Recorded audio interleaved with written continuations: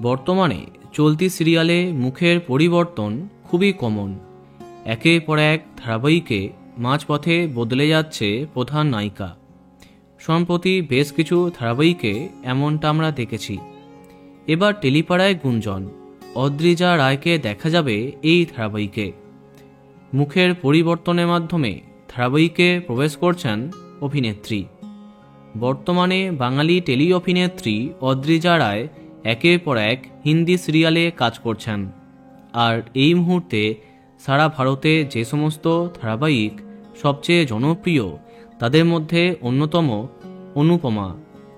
বাঙালি মেয়ে রূপালী গাঙ্গুলি অভিনীত এই ধারাবাহিকটি প্রথম দিন থেকেই জনপ্রিয়তার শীর্ষে।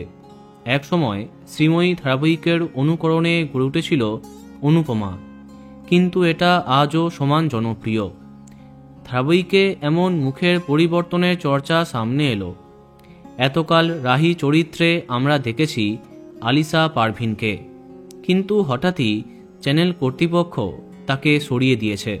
সেই নিয়ে সমাজ মাধ্যমে ক্ষোভ প্রকাশ করেছেন আলিশা।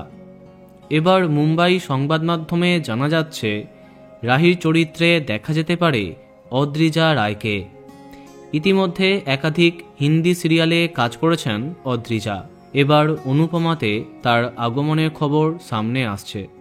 এবার দেখা যাক কি হয়। তো বন্ধুরা, এখন তোমার কি মন্তব্য কমেন্টে জানাতে পারো। আর এই রকমই আরও অনেক ভিডিও পেতে সাবস্ক্রাইব কারেন্ট বস। ধন্যবাদ।